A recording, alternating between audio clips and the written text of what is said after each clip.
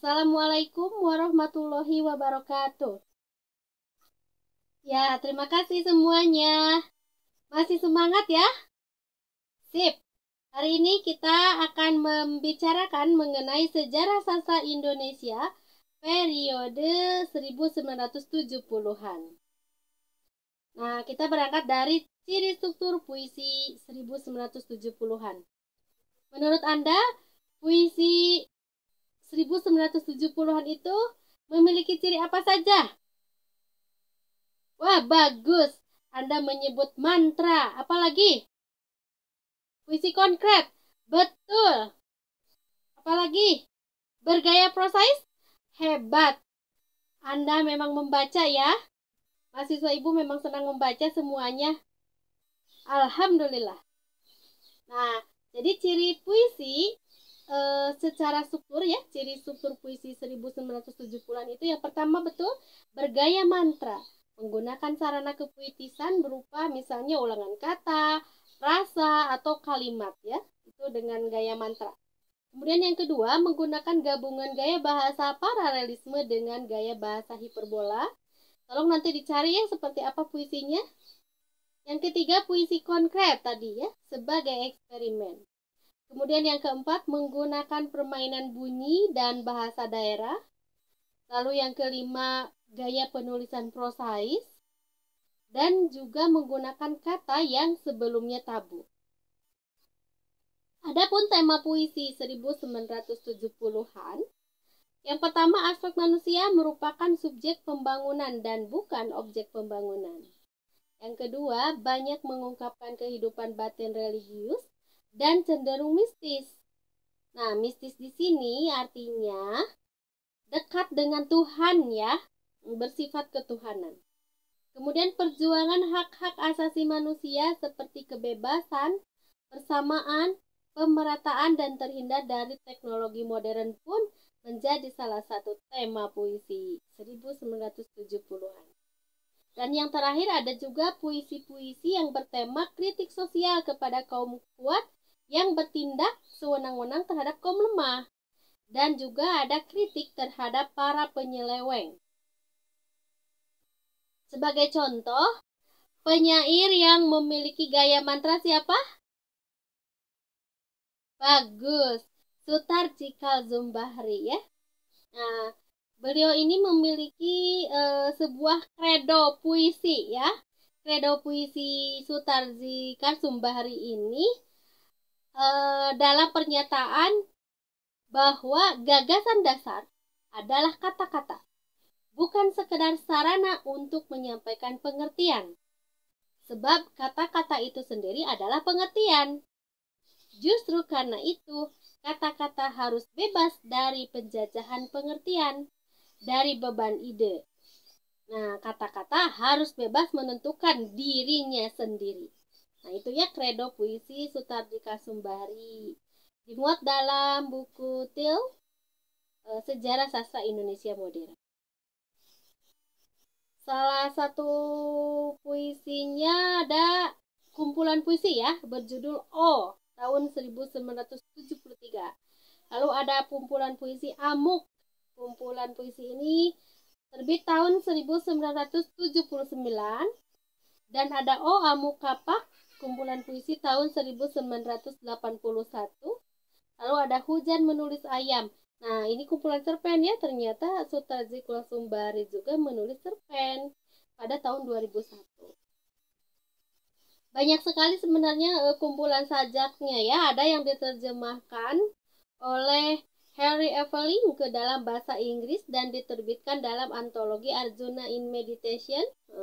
Ini di India. Lalu ada Writing from the World di Amerika Serikat, ada Westerly Review di Australia, dan dua kumpulan antologi dalam bahasa Belanda ya. Dictum in Rotterdam. Ini tahun 75. Ada juga yang diterjemahkan pada tahun 1979 dalam bahasa Belanda. Kemudian ada juga 4 sajaknya yang diterjemahkan ke dalam bahasa Rusia. Ini dimuat dalam buku Mencari Mimpi. Ada sajak Shanghai, solitude, batu, dan tanah air mata. Jadi 4 kumpulan sajak itu ya yang diterjemahkan ke dalam bahasa Rusia. Juga ada puisi modern Indonesia dalam terjemahan Viktor Vagadev yang diterbitkan di Moskow pada tahun 2016. Anda boleh mencari referensi karya-karya terjemahan Sutarji Kalsumbari ke dalam bahasa asing. Silakan ya. Salah satu contoh puisi saja yang bergaya mantra ini. Saya bacakan tetapi gaya pribadi ya. Belum tentu ini bergaya mantra. Nah, tapi Anda nanti boleh cari referensi bagaimana cara membaca puisi bergaya mantra. Oh, Sutarji Kalsumbari. Dukaku, duka kau, duka risau, duka kalian, duka ngiau. Resahku, resah kau, resah risau, resah balau, resah kalian. Raguku, ragu kau, ragu guru, ragu tahu, ragu kalian. Mauku, mau kau, mau tahu, mau sampai, mau kalian, mau kenal, mau gapai. Sia-siaku, sia-sia kau, sia-sia, sia-sia balau, sia risau, sia kalian, sia-sia. Was-wasku, was-was kau, was-was kalian. Was-was, was-was, was-was, was-was, was-was, was-was. Duhaiku, duhai kau, duhai rindu. Duhai ngilu, duhai kalian, duhai sangsai. Aku, kosong rindu kalian bolong risau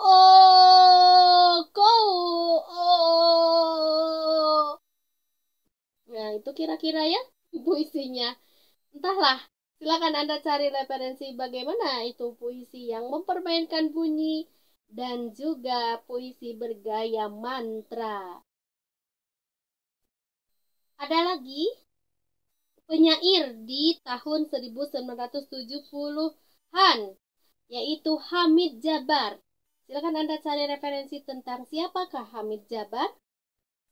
Puisinya berjudul Setitik Nur, kumpulan zikrullah, ketika husu tiba pada tafakur ke sejuta. Lalu ada buku kumpulan lagi Poco-Poco tahun 74 ini ya. 2 warna, buku kumpulan puisi tahun 75, dan Wajah Kita, kumpulan puisi tahun 1981. Hamid Jabar ini orang Sumatera ya, berasal dari Sumatera Barat. Beliau sudah meninggal pada 29 Mei 2004. Beliau itu asalnya seorang wartawan dan juga penyair ya, tentu saja. Ia merupakan seorang tokoh sastrawan yang dikenal peka terhadap nilai-nilai religius yang bernafaskan Islam. Nah, itu seputar puisi ya. Silakan Anda cari lagi referensi lain ya. Bergelir ya, membaca terus dan terus membaca. Sekarang kita masuk pada ciri-ciri prosa tahun 1970-an. Nah, untuk prosa novel diwakili oleh karya Iwan Simatupang dan Putu Wijaya serta Kunto Wijoyo. Ciri khas yang menonjol dari karya novel terlihat pada struktur intrinsiknya, yaitu temanya. Tema novel mengangkat masalah keterasingan manusia dan kehidupan yang absurd atau tidak masuk akal. Kemudian identitas tokoh menjadi tidak penting. Latar tempat dan latar waktu dapat berlaku di mana saja. Alur juga tidak menekankan pada hubungan sebab akibat atau kausalitas. Karena peristiwa yang dihasilkan oleh lakuan dan pikiran disajikan secara tumpang tindih. Nah, jadi peristiwanya seolah-olah tidak jelas lagi, begitu ya. Adapun untuk cerpennya diwakili oleh karya-karya Danarto, Putu Wijaya, dan Kunto Wijoyo.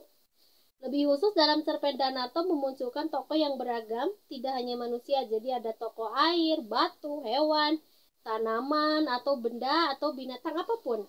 Nah, salah satunya adalah kumpulan cerpen Godlove yang mewakili bentuk eksperimensi cerpen Indonesia pada tahun 1970-an. Ada karya lainnya berjudul dari Kunto Wijoyo ya, Burung Kecil Bersarang di Pohon. Kemudian dari Putu Wijaya, Dompet. Karya Danarto yang lain ada selain Godlob ya, kumpulan cerpen 1975, ada Obrok Owok Owok Ebrek Ewek Ewek begitu ya. Ini drama tahun 1976. Kemudian ada drama juga Bel Gedue Beh gitu, tahun 1976. Nah, untuk cerpennya ada Makrifat, kumpulan cerpen tahun 1982. Ini cukup simbolik ya. Silakan Anda cari, ada Makrifat. Orang Jawa Naik Haji, catatan perjalanan ibadah haji tahun 1983. Lalu Berhala, kumpulan cerita pendek tahun 1987. Ada Setangkai Melati di Sayap Jibril, kumpulan cerpen 2000. Lalu ada Kaca Piring tahun 2008. Nah, untuk karya Iwan Simatupang juga banyak drama dan ada beberapa novel ya. Bujur Sangkar, drama tahun 1960, Petang di Taman, drama Sebabak di sini tahun 1966. Lalu RT0 RW0 tahun 1966 juga. Merahnya Merah, novel ini tahun 1968. Lalu Ziarah, novel juga tahun 1969. Nah, ini yang diterjemahkan ke dalam bahasa Inggris ya. Lalu Kering, ini novel juga tahun 1972. Juga sama diterjemahkan ke dalam bahasa Inggris. Kering ini. Nah, bahkan Iwan Simatupang ini mendapatkan penghargaan dari novel Merahnya Merah. Itu hadiah sastra nasional tahun 1970. Lalu Ziarah juga mendapatkan hadiah roman ASEAN terbaik tahun 1977. Lalu Kung mendapatkan hadiah Yayasan Buku Utama Departemen P dan K tahun 1975. Dan pada tahun 1963 mendapat hadiah kedua dari majalah sastra untuk esainya yang berjudul Kebebasan Pengarang dan Masalah Tanah Air. Nah, untuk beberapa prosa ya, ada prosa yang difilmkan. Contohnya novel Telegram karya Putu Wijaya.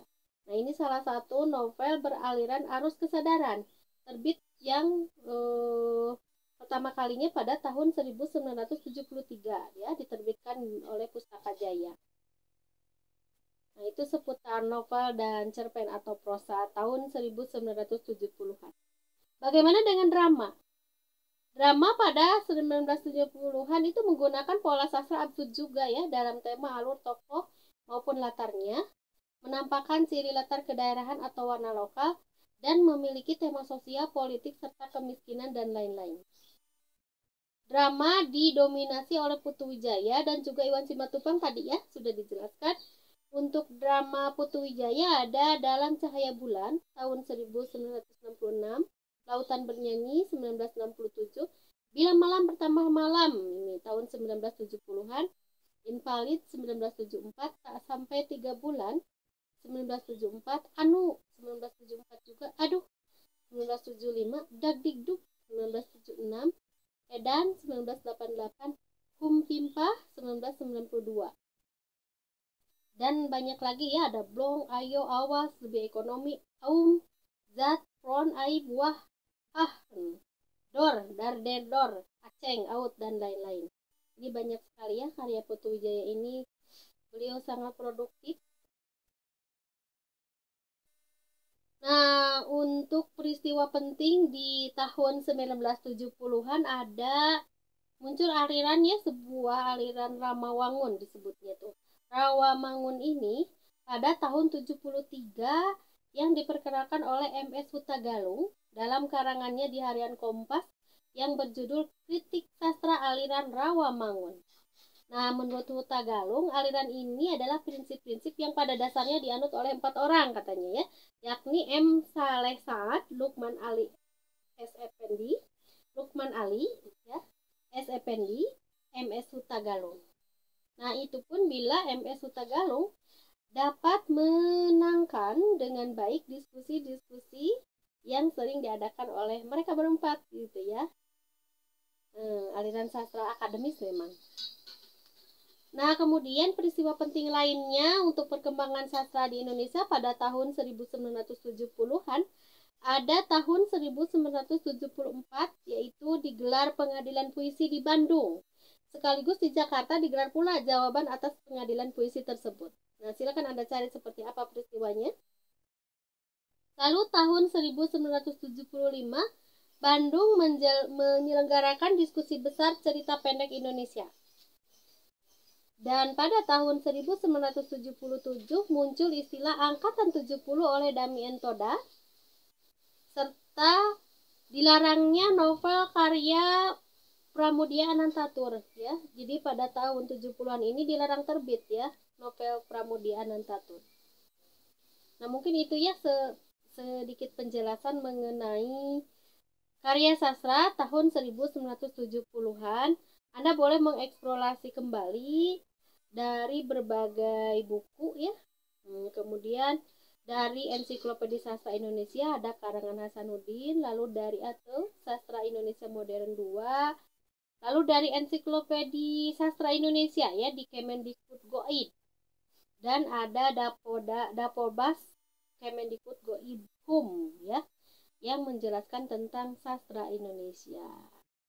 Nah, demikian para mahasiswa, sedikit penjelasan mengenai sastra 1970-an. Kita bertemu lagi di lain waktu. Wassalamualaikum warahmatullahi wabarakatuh.